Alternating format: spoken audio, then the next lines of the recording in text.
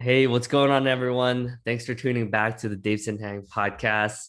We have Joon Kim here, who is your favorite Asian coach. And thank you, Omar, for connecting me with Joon and tagging him. I find it's awesome when you meet someone who's like a mirror image of you in a lot of ways. So I relate to Joon as someone who shares a lot of similarities, the love for meditation, for always getting better, and for helping out the Asian community.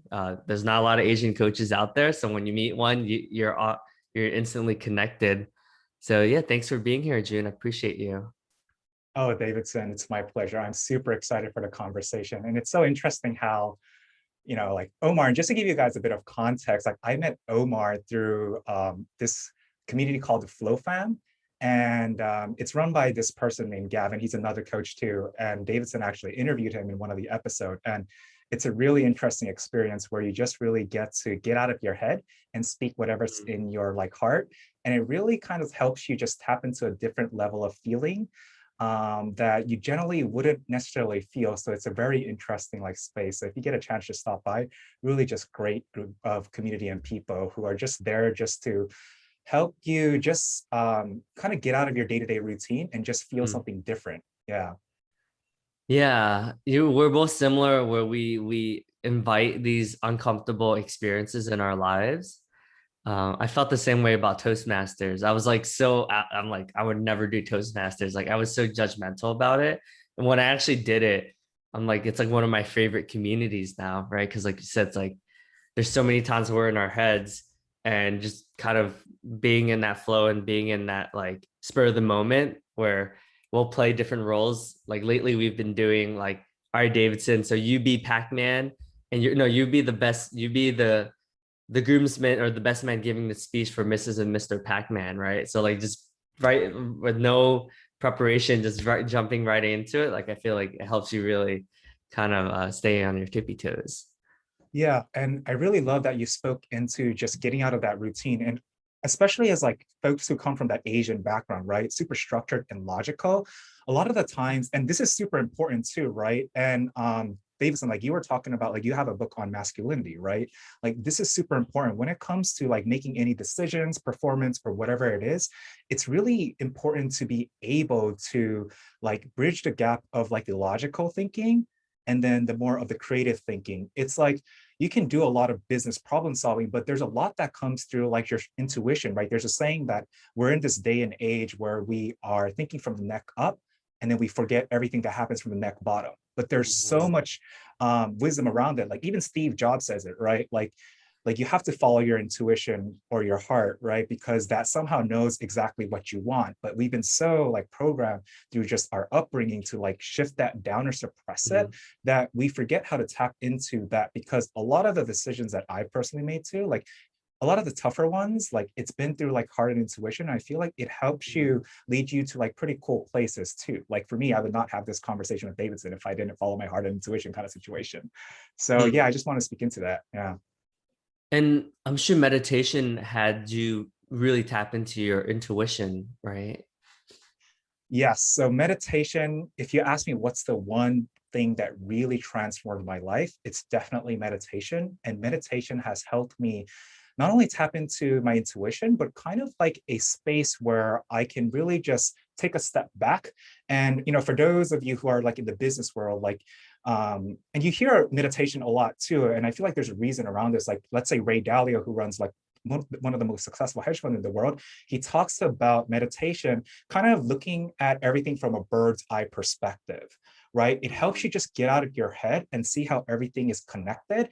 And, there's different ways to talk about this. Like, if you talk about it from, let's say, a spiritual standpoint, people might talk about a universe perspective or whatever. But at the end of the day, what's really important is it just helps you stay centered and focused and get out of your head and then kind of Mm. really be present with what's happening in front of you and then start actually tapping to different parts of your brain so that you can access different decision making capabilities. So like there's a lot of benefits that I personally got from like meditation, combination of, let's say, questioning like the Asian upbringing plus just making better decisions and just so many different things. Yeah, so I'm more than happy to speak into that too. Like, Yeah, that there's so much to talk about there. I just realized I didn't do a proper introduction. So to give you a little bit more background on Juden and why I think it's interesting that he went completely the opposite way in some ways, right? From being more thinking focused and more heart based. But his background is he graduated um, from BC, from Boston College with a finance accounting. So clearly very intelligent. You went into GE with the executive leadership program, which we all know is like one of the most competitive and most sought after leadership programs where, you know, some of the most successful people in the world have come from. And as obviously for one of the most, I would say GE is probably one of those companies that everyone knows about, and there's case studies on management consulting and leadership on that alone. And then you were a vice president at Point72 Asset Management. So take more of the traditional Asian path, or the first generation Asian path, right? It's you know it's hard not to bucket every Asian under that, but you know, you're kind of you took the path where most Asian parents would be proud of, and especially Korean parents would be like, yes, like good life, you know, and then you started your own company. So and that's called Happy Successful Asians. So you're a mindset and performance coach. And yeah, I think what's really unique from our interaction so far is that you're good at flowing in the moment, and you're not very judgment, like you have the energy that you're not judging people, like it's very, like you said, intuition, and you trust your heart, right? You're not thinking about, oh, like do I want to connect with the person, like you're forgiving and, you know, very compassionate. Oh, thank you for all the kind words. This is amazing. Please keep flattering me. But on a serious note, on a serious note, like really grateful. I just want to give the listeners context too. Like for me, you know, I was definitely on that path where I didn't really question anything outside of like what was sought out for me, meaning like, you know, it's the whole story around work hard, immigrant story, and then like rise up the corporate ladder. Having said that, like I went through a lot of struggles too, right? Like even in GE, I went through one of the lowest moments in my life, like fell into depression.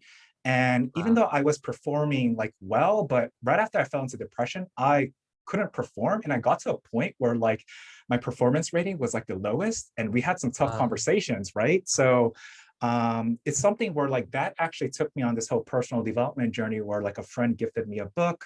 And then that kind of shifted my mindset around a few things, like kind of thinking Mm, about my perspectives on how I should think about making decisions, meaning and long story short, this book is called How Will You Measure Your Life by Clayton Christensen. And it talks about a story where like, you know, this person, the author, like he is a Harvard MBA grad, McKinsey. So he has all of these like qualifications, right? And he teaches it, recently taught like at Harvard, and he talks about how all of these high performing individuals, like in the US, at least we have 5-year reunions for most of the schools, right?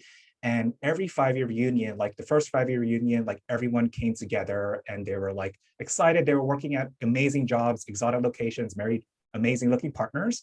But mm, then like the second reunion, third reunion onwards, he noticed that fewer and fewer people were showing up. And he was curious, mm, like why? And he started looking into it. And then pretty much people, intelligent people, bright, like people who had like a great grand mission for like themselves and the world somehow ended up in positions that they never imagined, whether it's mm, divorce or let's say in jail or whatever you can think of. Like intelligent people, like this happens, mm, right? And it happens unconsciously. So like that kind of made me seek things outside of GE. And then that took me like on like this little gap moment. It was a few months where like that led me to meditation and then to Point72 Asset Management. But what I wanted to speak into meditation is I'm very shy and introverted by nature. Like in college, I actually went through college being afraid to ask questions and actually answer questions. So even though I knew this was in the back of my mind, meaning like, why can't I ask questions and I wanted to overcome it, I couldn't overcome it. And this went through my work years too.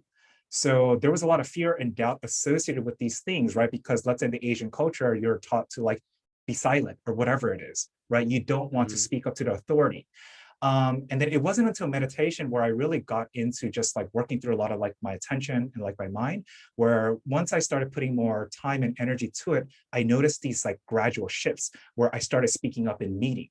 and where I started speaking my honest thoughts. And that's when I was Mm. like, wow, like this is really helping me. Uh, So that was one of the reasons I got into meditation. But beyond that, there was some incredible experiences that I also gained through it too. So that's why I say like mm. meditation was the one thing that really helped me, because there was a challenge that I really wanted to like work through.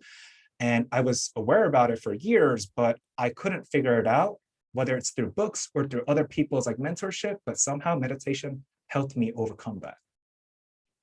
That's fascinating. Yeah, it's funny because I also feel the same way. Like I think before meditation, I was more like thinking about what other people wanted, and whether it's mentors or my managers, directors, VPs, etc.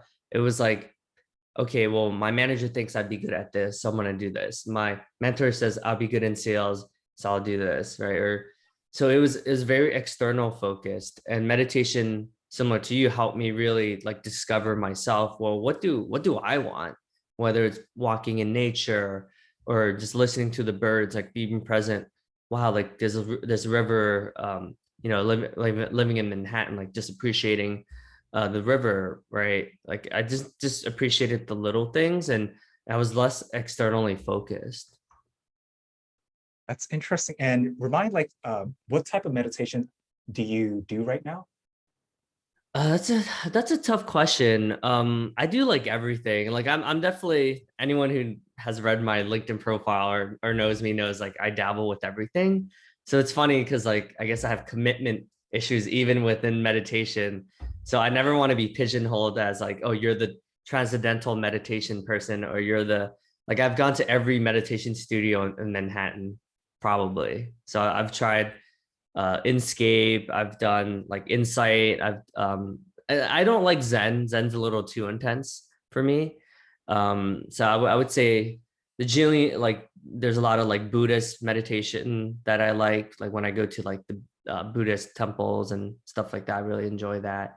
But in general, I would say I like it. Like Headspace was what kind of got me on. That was like kind of like the gateway drug into meditation for me. Got it. And the reason I asked is like, I feel like for people who meditated, they dabbled on different types of meditation. And what I feel is important when it comes to meditation is to find a practice that helps you silence your silence your mind or get into a specific state. Like everyone has felt this in some shape or form. For instance, for someone, because like sometimes people might find meditation challenging, right? And that's why I talk about state, because you can access that state in different shapes and form. Mm, And let's say if you're a very nature person, you'll feel this sense of oneness, or when you see something mm, that's so grand and you realize that you're so small in the grand scheme of the universe or the nature yeah. or whatever you can think of, you get into the space where like your logical mind just gets silenced or it gets Huh. suppressed down, right? And Yeah. that's when you can actually do a lot of your creative thinking, because when you are in your head, a lot of the times it's based on a specific box or you put constraints around it. But when you get into a state of like, you can talk about it in terms of flow too, right? Like where you are kind of just in that moment and whatever ideas start surfacing, right? As opposed to you Mm, forcing it. And that's when you actually release certain aspects or certain ideas like outside of you. That's why when it comes to meditation, test different things. Like, there's different ways to build specific habits. Like, and I'm more than happy to talk about that. But I think one of the most important thing is to find a medium that helps you access a specific state. mm, And whatever helps you do that in the most, like, let's say, fun manner or most consistent manner for you, I think it's important to just go with that first and then build some ah, sort of practice around it. Like, I'm a big believer of that. For me, like there's a specific meditation, like I dabbled to a few things and I realized like, I think the meditation I practice, it's definitely more of, what is it? Like letting go of your thoughts, but there's a bit of like hypnosis around it too, like subconscious ah, reprogramming stuff too, which goes yeah. to like a different layer. But yeah, when it comes to meditation, find something that helps you get into a specific state of like flow, where you've felt it in some shape or form. It's this presence where you're so present that you forget about time and you're just so in the moment Mm, and you're in, let's say in nature, you're in awe. It's that same yeah. type of feeling. Chase the feeling. Yeah, I like what you said. So based on that reflection, Yeah, nature is definitely my meditation. Like when I'm hiking or when I'm in the mountains or when I'm in like a good rhythm, I feel like I'm one with the rock and like the butterflies and the trees. And that it's like weird to say that, but it really works for me. Like I feel very connected to the world when I'm in that state. And one comment, like, so meditation came to me just by chance because we're talking about this. And I'm just not the type of person where, like, if someone has a brochure or some sort of meditation sign, come try it out for free. I am not the type of person that would go and just do it. So, like, I'm like one of the least likely people to do it, and I just happen to come across it. And I think the big idea, and hopefully like people can resonate with this, is I got introduced to meditation through a friend, but like the core idea behind like this meditation practice that I got into, it's this concept where when you come into this world, right, you come in with a blank canvas, right? Meaning you don't have a concept of what's right, wrong, what to believe and not to believe in, and what's possible and not possible. Meaning there is no like this instruction that tells you you have to do something, right? It's through our five senses that we take on pictures. Experiences, our like education, our environment, whatever it is, like you start taking on a lot of what's happening around you because it's a part of your survival mechanism as like a kid. You're just learning and growing, right? And slowly that starts defining like your path, if you will, right? So like our Asian parents told you this is how you should make decisions. This is what's good and bad. You got to people please. You got to make sure you don't disrespect the elders. Hmm. And these are all important too, in some sense, right? Like keep that on, but also Yeah. question them because naturally, like we call this programming, if you will, or like whatever habits you create around this, your thinking. It's going Yeah. to tell you, you got to get a good grade. You got to get a good job. You got to rise up the corporate ladder. Those are all like it's from a place of like your parents worrying and wanting the best for you. Having said that, those are all pictures again. Even worry and anxiety and fear, those are all pictures. Little Huh. kids don't have a concept of what a mistake is, what to fear and what to doubt. They just do it, right? So those are all learned behaviors. So what I Hmm. realized was that if these are all pictures, like those are all in your mind. Like I can't see it, Davidson can't see it, right? And when you Yeah. start questioning them, and then the idea is you let go, this concept of like we subtract them and let go of these pictures, you're really just trying to get back to the original state of that blank canvas. And that blank Hmm. canvas, there is no concept, and we call it like truth, universe, whatever you want to call it. When you create from that space, it's a blank canvas. So there is no concept of this is what you have to do. This is what you Hmm. have to believe in. This is what you can or can't do, like your limitations, right? So when Yeah. you are tapped into that state, right? Let's say we talk about state again, and you create, it just comes through you, right? As crazy Hmm. as it sounds, it comes to you, and you're like, wow, where did this idea come from? It Uh, was it was there. yeah. I like what you said. I think the blank slate canvas is like tough for people who don't meditate, right? I mean, like, I guess you're right. Like, some people, it might be like they get so wrapped up in folding clothes or washing the dishes, and like, even in that moment, or gardening, right? Everyone has like sort of their place where they feel in that flow state. Um, yeah, I think the blank slate is where anything is possible, right? The podcast, the books, like everything, like my YouTube channel, everything was created from those things where I'm like, huh, like I have these like moments where I'm like, why not? And it's rare to be in that state, right? Because it's like I think most of us are always thinking about more logical things, especially like I said, being Asian, it's like practicality is it's like a luxury to do things just out of hobbies, right? I think I can only speak for my a lot of my Vietnamese friends, like because we come from not a lot of wealth and stuff like that. Like our parents were literally just trying to pay the bills, and they still are, right? So for I've had discussions with like older generation of Asians. They're like, dude, like that's a luxury to be depressed. Like we're so busy that we don't even have time to be depressed. It's like that's like such an Asian thing to say. And I was like, yeah, like makes sense. Like if I was escaping a war and trying to like fend for make sure that I'm alive, and like my friends were killed like by Thai pirates, I would think the same way too, right? So yeah. So interesting you bring that up. But and that's a very similar story to like my dad too. Like in terms of like his upbringing, I can never relate to it. Like he talks about days where they struggle to like eat food like each day because this is post Korean War, and he was a Yeah. middle. He lost his like dad at a very young age too, and he had to support like his older brothers, like his siblings and stuff. So he went through a lot. And having said that, like always just bear in mind, like when it comes to like your situation, it's different from like what your parents went through. But like Mm, when it comes to meditation, it's not just about feeling happy or feeling centered. It is about that, but I'm very practical too. It's about how can you elevate your performance? How can you make better decisions? How can you maximize yourself? Let's say it's not about choosing either or, right? It's about, okay, like I have to make decisions. I have to optimize my days, or I want to maximize my performance or potential. And I actually see meditation as a way to do that, right? yeah. And that's how, like, let's say Ray Dalio sees it too, or like other folks, right? They do this Mm, because you want to prime yourself to get into a specific state so that you can perform. But in that process, it also allows you to tap into some other great feelings too. mm, So, like, I'm very practical about things too, because like when it comes to spirituality too, like some people can get super off tangent and woo-woo, and I love that stuff. And I really do. Like, I get super curious about it. But at the yeah. end of the day, it has to be practical, like it Mm, has to be relevant to you, like so that you can somehow apply it, right? For instance, like you can't go to like a freaking like I don't know, you can't be a monkey and go meditate for 20 years and not just like do anything. That's all great. But if you ask me to do that, I might test it out. I've done like meditation for like 2 weeks, like straight kind of wow. situation, through a retreat. Um, Uh-huh.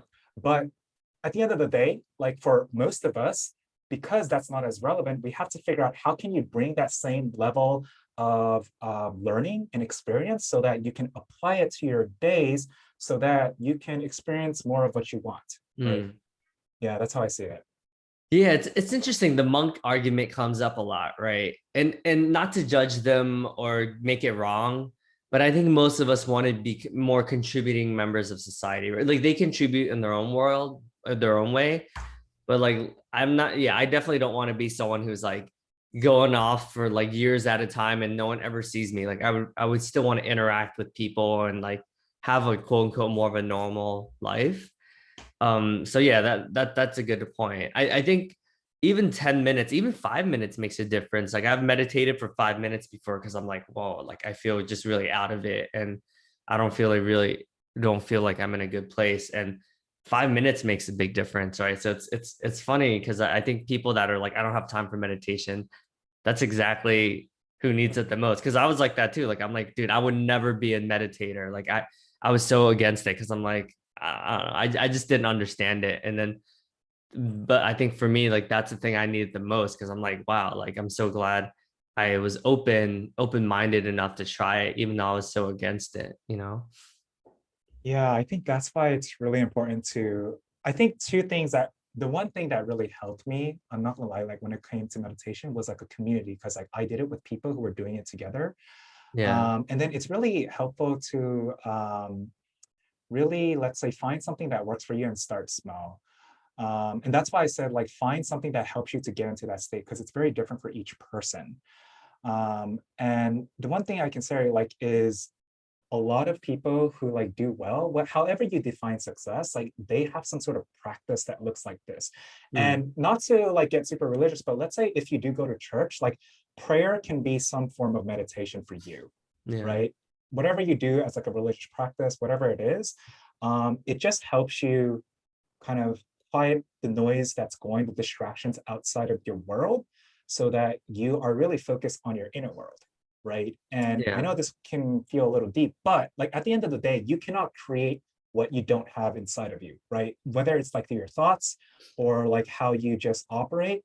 At the end of the day, like let's just say, if you think about an equation, like you are the creator of everything, and the inputs that goes into your external world is you. Like you are creating that, right? Any type of Mm, ideas too, it comes through you. That's why like meditation just helps you silence a lot of the distractions outside of you. And this goes back to other people's expectations, right? It's really, really hard to like silence that when you are in your day to day, because mm, especially like if you don't have a practice to silence yourself, like let's say you get up and all of a sudden like you start looking at your email notifications from like your work, social media, and all that stuff, you're already reacting to what's happening because you're seeing it, and then you're already in the cycle of your habits, your normal habits. But just mm, by having this practice, it helps you just be more proactive and start editing more of your life, meaning, we talk about that blank canvas, but, there's a saying like the first half of your life was about accumulating, meaning learning what's working and what works best for you. But then the second half is also about editing what Mm. works for you, what doesn't, and then doing more of what works for you, and then letting go of what doesn't, and bringing in new ideas that will help you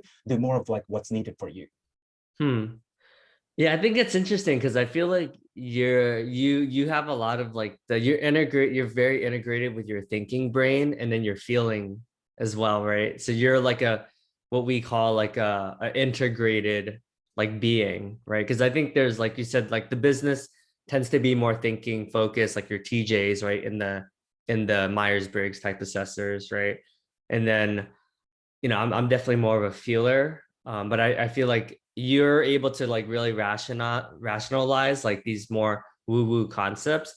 That is a way for people to digest it. That's more comes from, like you said, the more traditional Asian backgrounds that our parents tell us to be doctors and lawyers and more engineers and more of like the practical professions. So I like how you're able to explain these concepts. I really appreciate that. That means a lot because I'm a big believer in like there has to be spirituality, science, and strategy kind of combined. Mhm. And I work to bridge that gap. And I think it's really important so that other Yeah. people, it's relatable for other people. And one thing I wanted to mention, when you talk about meditation and like the monks, I'm not gonna lie, like we all have different purposes. If you ask me to do it, I think that actually sounds fun to me for some Yeah. reason. But for some, I deep down, I'm like, there's another bigger purpose, or I feel like I just have to work on some other things for now. And I do Mhm. feel that meditation also helps you, like, when you said, I don't come from a judgmental space, like, I really do my best to do that. I'm not perfect. But if you start meditating, it also helps you actually empathize and not Mhm. judge others a lot more because you Yeah. realize that everyone's in their like own stories and it just helps you Mhm. take a step back, right? And then it also allows you to just relate to other people, and honestly that helps you Mhm. become a better leader, just a better person, and you think about contributions just from a bigger standpoint too. And that's Yeah. why I'm saying like meditation just has so many other benefits, right? It helps you just relate to other people and see yourself in other people's perspective. So it's an incredibly Mhm. powerful tool to do that. So it helps you make better Yeah. decisions. It helps you be a better leader. It helps you be a better person. So there's triple whammy at the minimum, and there's a lot more coming Triple through you. whammy. I love it. Um, and to pivot a little bit, I'm gonna read a couple of your LinkedIn recommendations. I used to work at LinkedIn, so I love reading people's LinkedIn recommendations. I think it's just one of the highlights of LinkedIn.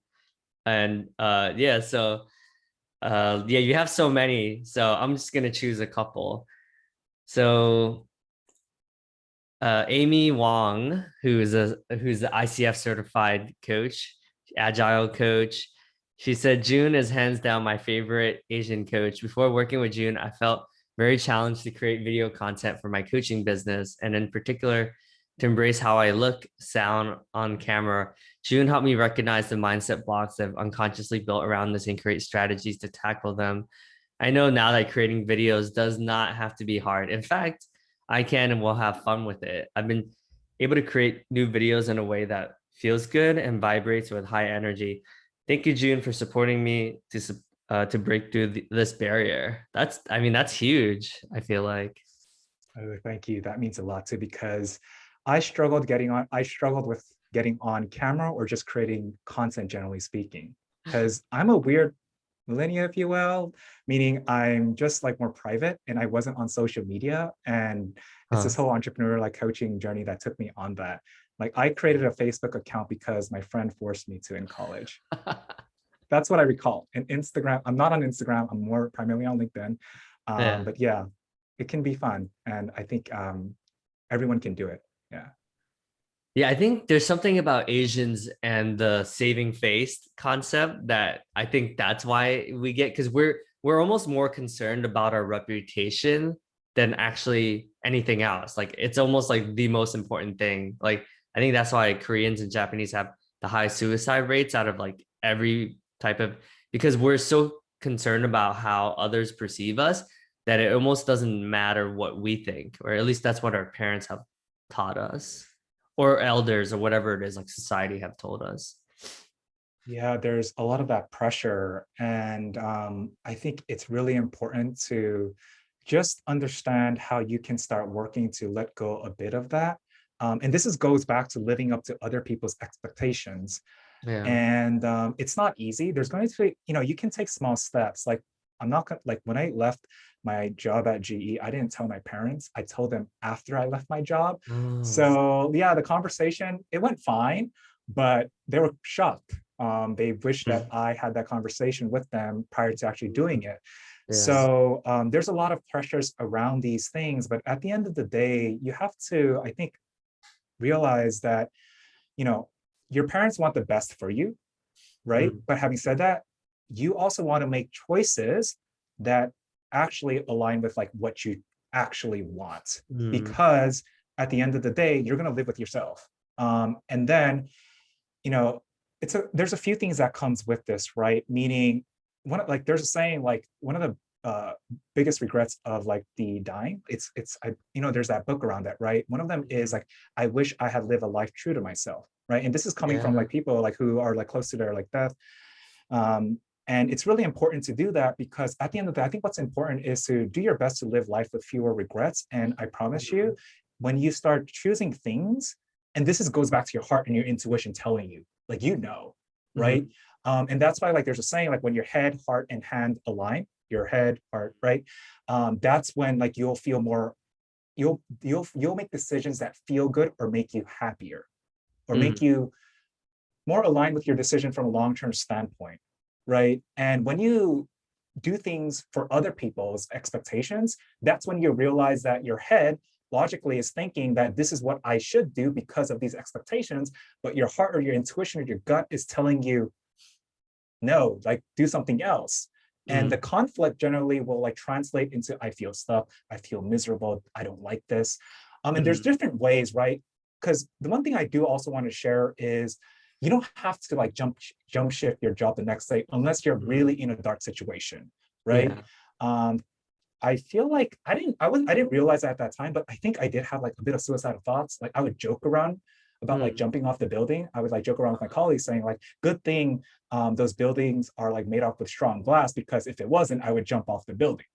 And the thing is, like, I was in a pretty dark moment, but for the most part, like, if it's like okay and it's manageable, let's say on a scale from 0 to 10, like you're at a 5 or 6, there's different Mm. levers you can pull to start shifting your relationship and your energy, like with your works, right? You could be just Mm. burned out, and honestly, like, you could just enjoy your job, but it might be something else. Mm. And that's where you want to like focus on using those leverage points. So like, don't try to like focus on like this, I gotta like leave. That could be a decision for a lot of people, but also like think about other considerations too. I think I just wanted to share like that thing too. But expectations, sorry, long-winded answer. It's really important to start working through that, because that's when you can start making sure your head and heart and head align. And I Mm. promise you that will kind of lead you to some cool experiences. Like, it won't be like dandy and easy all the way, but that's just how life is, right? You just learn to like Mm. work through it. Like, getting to where you are wasn't easy. You had to work hard. You had to make Yeah. certain sacrifices, right? So nothing is easy. There will be problems. It's about how can you work around those problems. I'm curious as to about these because I'm sure you've thought about it a lot. Do you think a lot of the depression came from because there's a lot of pressure or I have expectations, like people want me to be successful? Was it because of external factors, you think? For me, that's a really good question. So I think there was a few things. But first and foremost, it's a combination of things. When I hit the lowest moment, right, it was working long hours. It was like 80 plus at this time, 80 to 100. And naturally, when you're there, like, you're not in a good mental state. And also, because I was there, what didn't help was that like my performance level just completely dropped, right? And I was having conversations that I've never had in my life. And also, I think it was just a spiral where I started like feeling incompetent, not believing in myself. I was Mm. tired. I didn't see at the end of the tunnel. And I just didn't have much of a life outside of work. And all of my time and energy was so sucked in that I just couldn't think beyond it. And Mm. I'm not gonna lie, like I didn't really know what depression was at that time. I actually had to Google it. I was like, why do I Mm. feel this way? And then Google said symptoms of depression. And I was like, oh my God, Uh, this is exactly how I feel. yeah, there's no language So around it. yeah, like emotions was not a language growing up in an Asian culture. I'm sure that's the case Yeah. for a lot of people. You just like suppress it. You don't talk about it, and you Mm. just get stuff done, and you Yeah. achieve your goals. And it's interesting. Like I know, I'm like thinking there was just different factors that contributed to that. And honestly, I wouldn't say I really did enjoy my job as much. I'm not so like whenever you do anything, right? Fundamentally, there's going to be certain things that you enjoy and certain things that you don't. And I think a good balance is trying to make sure that you spend 70, 80, like the percentage just might slightly shift, but make sure that you enjoy most of what you do. Like there's not going to be any job where you enjoy 100% of it. Even entrepreneurship, there's a lot of things that people that you just might not see or people don't talk about. You got to do everything, right? It's fun. I love what I do, but there's some things that you just don't want to do, but you just have to do it, right? So I just want to be very practical about that. It's just making sure you find, but then it's the people aspect, right? That's at the end of the day, like what helps me stick through. But there were a few contributing factors for me where I realized that doing this type of work wasn't as exciting. It didn't align with like what I actually wanted to do. And then my manager at the time too was pretty checked out because they were going to roll out of the program, a combination of things. And the learning growth that I wanted, I didn't necessarily get what I wanted to. I was like burned out too. So there was different things that just really created a snowball effect for me at that time. No, thanks for sharing. I similar. I think a lot of us coaches come from. I have had that like that dip or that moment, that defining turning point sounds like so dramatic, but I've also like was like super depressed. And most people, it's funny because it's like the happiest people like you and I are the ones that often have had like the darkest moments in a way. And similarly, yeah, like I was getting like let go from all these different jobs. Like, I mean, you've had like a pretty successful like career track, but dude, I barely graduated from college. I was like addicted to drugs. I was like dating a bunch of women all at once, but never really able to open up. Like I just had like very low moments where I felt like had like no career success, like never did well in school, like just I barely even did well in high school, right? So I just didn't have a lot going for me. So yeah, I similarly like have like had such a low moment where I mean I've never thought about suicide. Like I think that's like definitely like that's but I like your Anthony Bourdain's and Robin Williams of the world, it's like I can definitely relate because I felt like similar to me, like everyone thinks I have this amazing life, but if I don't think I have this amazing life, like who cares what everyone else thinks? So yeah, I can relate to a lot of what you're saying. Like I think they call it the golden handcuffs, right? Like, that GE program, like similarly, even your career afterwards. Like that's how I felt about a lot of these companies that once I started having success, I was like, wow, I'm making good money. Like on paper, like I get to go to all these cool conferences and I have an expense account. I could take my clients out to fancy, like I was doing on paper, like it looked great, but I was like, why am I exhausted? Like, why do I feel unfulfilled, right? Even though like I have this quote unquote like what many people would kill for this life, right? And then I started realizing like, oh, it's because it's not what I want. It's what my manager would want, or it's what like society is telling me I should want, which is like more money, better, bigger houses, better cars, and things like that. I'm so happy you spoke into that because, and for those listeners, if you're tuning in and if you're going through anything like this, it's okay. Like you're not alone. It's an experience that people go through in different shapes and form. So like just see if like get help in whatever shape and form that you feel is relevant for you. For me, like if I were to share like three things that helped me at that time, I actually just exercise. I went for runs and I'm not a runner. Like running is not something I enjoyed and I somehow got into it, but somehow that just made me feel better because like when you're running and if you run to the point where you're like trying to struggle for your breath, you can't think about depression. I think it helps from that physiological standpoint and thinking standpoint. And the second was So reach out to like your close friends, your prior managers, your close friends, because sometimes when you're in a dark rut, you can't see beyond that negativity. And when you speak to like people that are not there, they can see the positive side of you and how great you are. Mhm. Because at the end of the day, you are great. You're just kind of in this dark moment where you can't see it for Mhm. yourself because you're so caught up in that circumstance, right?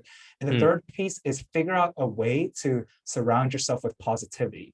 What that means is whether it's surrounding yourself in a great community where you can speak like honestly about your situation or just like positive people. For me, like it was actually books. And I wasn't a big reader. My friend just somehow gifted me a book at that time. So figure out how you can start shifting your mental and emotional state. That's what Mm. helped me. But just to let you know, again, you're not alone, and it's okay. You can work through it. There's a Korean drama called It's Okay to Not Be Okay. And I'm so glad I watched that series. It was for me, like I'm like, wow, like this is needed in the world, you know? Like I gotta watch it. I did not watch it. That's why. Yeah, Oh, I it's heard it's good. great. I love it. I mean, it doesn't hurt that like they're very attractive as well, you know, that makes it like easier. But yeah, I love what you said, especially the just do things that make you feel good, right? For me, it's like if I know like I'm in a really crappy place, which happens all the time, um, I know like when I was working like near Battery Park, like I would walk, there was like an area where there would be birds that would like swim in that little like bird bath thing. I guess it's like a fountain. Yeah, yeah. So like for me, it was just so cool to watch like birds kind of like shake their wings and kind of like I was like, this will make me happy, right? So it's just like just doing things like that helped me realize like, okay, am I actually happy at this tech company? Am I doing it because like for external factors, like it looks good on paper, like this is a well-established brand. And then I was like, no, like I'm not happy, you know, and that's what caused me to kind of seek, like you said, more of these unconventional paths. Really awesome. I think that's super important in anything that you do because, in between goals, there's life, and then what's most important is to figure out how you can best like ride that wave. There will Yeah. be like moments where it's amazing and that's great, and there will be also be low moments too. So yeah, you just have to find ways to best ride that wave so that it can help you from not only like your personal goal standpoint when it comes to your profession, but also from a mental standpoint too, because that's very important. They're all related. Mm. And just we'll end it with one more. I love this Stephen Liu, who he's a shy introvert, public speaking engineer, and so it sounds like he said in just 2 calls with June, I gained a new perspective on how to grow my career coaching business. He asked me the right question to determine my motivation and help bring up my confidence. He's a great mentor as well as a good friend who provides his true, honest point of view. I highly recommend working with June to help you accomplish your goals. I love what he said about like just being a good friend, right? Like I think it all comes down to just being a good person. I think those are the people that like there's people like there's go-to people who like you always want to hit up, like you're like, oh my God, like I want their perspective on things. And I think it just comes down to the relationship at the end of the day. Amen.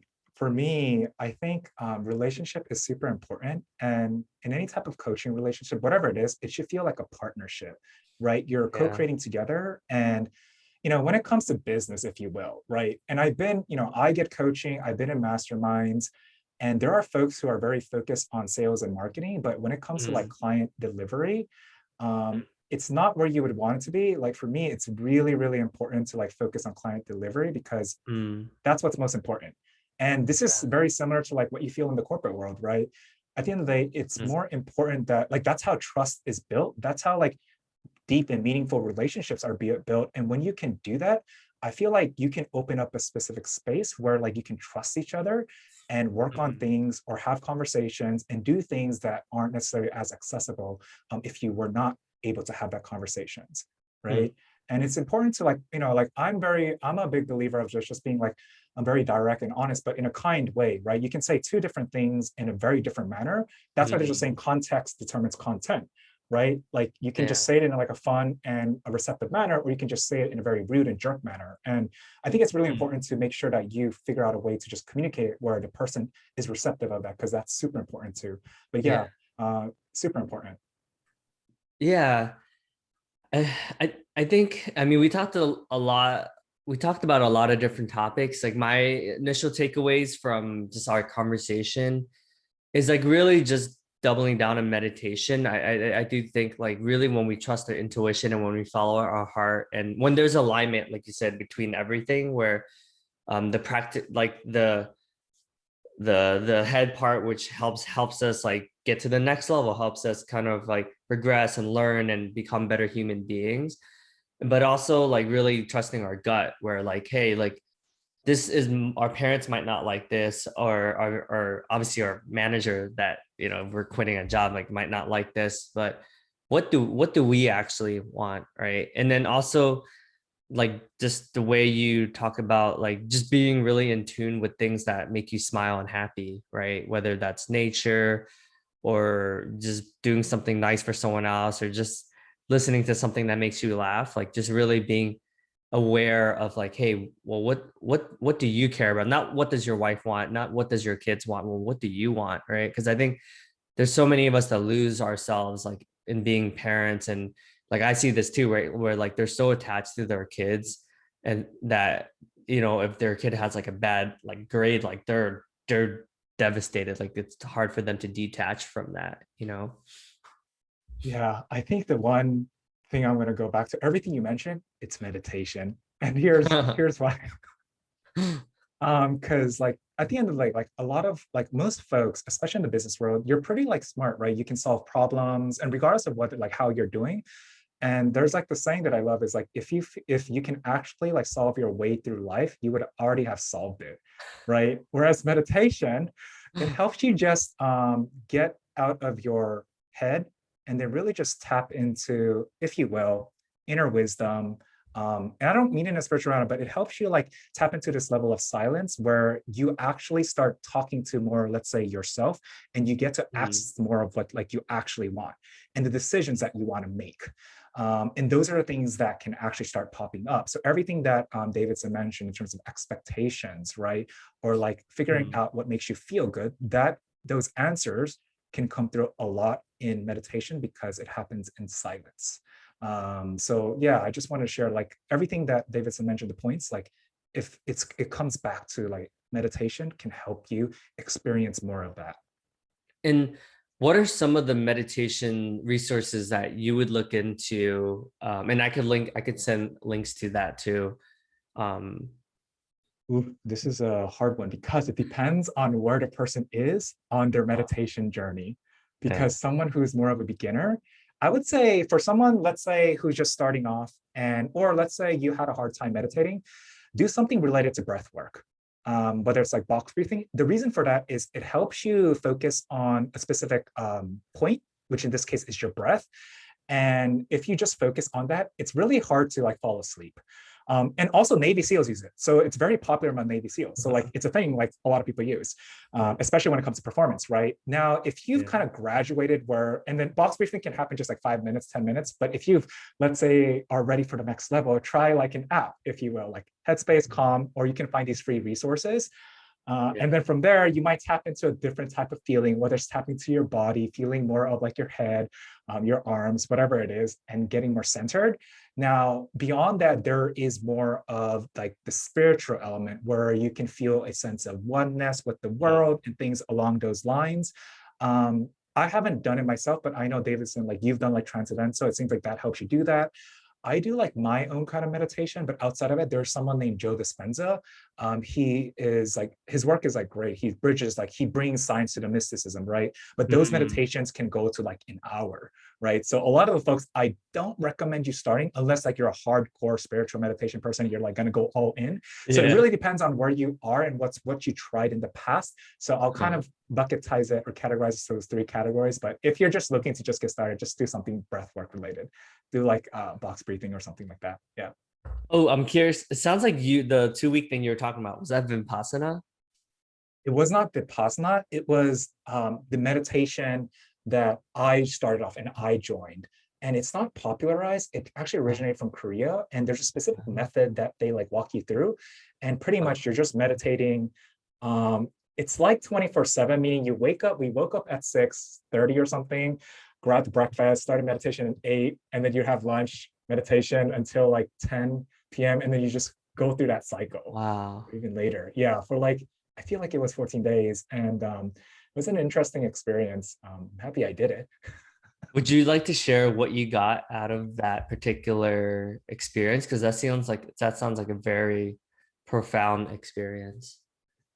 So I would just do my best to summarize it to maybe they're related, right? I think what it comes down to is that sense of oneness again. And it's really, the reason I say this oneness, and I want to kind of explain it in a more practical manner, if you will, but if any of you watch like Good Will Hunting, right? There's a moment where I'm getting crap. Anyways, they talk about the Sistine Chapel, or like looking at the Sistine Chapel and looking at the artwork, right? And I could talk to you about like how amazing it is, but until like you see there and go there for yourself, you can't experience and understand it. It's like, let's say you went through an amazing travel vacation and you're talking about that location on your honeymoon or whatever it is, and you tell me about it, and I'm like, that sounds amazing, but I won't know it until I actually go there Yeah. myself. So it's a sense of oneness where you kind of have this out of body experience where you feel connected to Mm. everything, right? There's no concept of you and me. There's no concept of like anything actually, like your name or I or whatever. And you just feel connected to everything, right? Some Huh. people will call that like God, like because I'm Korean. In Korean, God means like Hananim, and Hana means one in Korean, right? Mm. So you do feel this again. I grew up Christian. I consider myself more spiritual, but like I do believe in a higher power. But like you feel the sense of oneness, right? And you have a deeper level of understanding of just like that process of disassociating yourself. And when you're doing that like Mm. hardcore, like you don't have anything else to think. So you're so immersed in that, and you just don't have any thoughts outside of that. You don't have any thoughts about the future. You don't have any thoughts about the past. You're just kind of Mm. in that moment, and you're just there. That's what it feels like. And you just feel connected with everything. Mm. And not that I experienced at that time, you can feel the sense of like crazy love, if you will, that I felt for everything. And when Mm. you tap into that, the idea of separation goes away. And the idea of Mm. separation is what causes pain, right? Meaning, what I mean by that is like, let's go beyond like the reason there's so much like hardships and pain in our world is because there's this concept of you and me, whether it's through race, gender, ethnicity, whatever it is. If you Mm. can go beyond that, like you realize that, we're all human beings. Um, Mm. they're like you're my brother, right? You're my sister, right? And then that's when Yeah. you feel like connected to everything. And that's where I feel like a lot of the healing can happen. This is just a different chat conversation for another day, but that's more of a more No, I spiritual love it. stuff. Um, this is an unpopular topic, but I feel the same way with psychedelics, right? That's why I dabble, because those are the moments where I feel like I'm the butterfly, and it's weird but you really lose that like sense of self and the ego. When I've done it, I saw myself as like my best friend, or I've seen myself as my wife, right? Like there's less of a, because I think it's very Western for us to individually win the awards, like best employee of the month. Like it's very like me focused, versus that's what I appreciate about the Eastern cultures. It's more of that collectiveness, and like really being conscious about, am I affecting my neighbors and stuff like that, right? So I think both has its ups and downs. I think that we need that perfect balance of both. um but yeah, all really really interesting stuff. Completely unrelated. Oh, did you have anything to say on that? No, I'm all set. I'm So all what's set. up with so many Koreans being like super Christian? Is that like, that's what I've noticed. I used to go to Korean church when I was younger. Is that like I'm not really sure, but I have noticed like every Korean person I know is Christian pretty much. Yeah, I don't know the history behind it, but that's the kind, like I'm in, like when we're having this conversation, I'm actually in Korea right now. Yeah. Even it's just I feel like the major denomination in Korea, or it's more of the popular one. Like I'm from American Samoa, for some reason, like for there too, like 90% plus people are more of like the Baptist or Christian, they're religious, Uh, right? So I don't know where it originates from, but it does come back to like, let's say in Korea, that's also the case too. I'm gonna guess that's how it just expanded to just the Western world. And majority of the people, just like numerically speaking, like they just took that on and they just built it there. So I don't have an exact like historical explanation. Sorry, Davidson.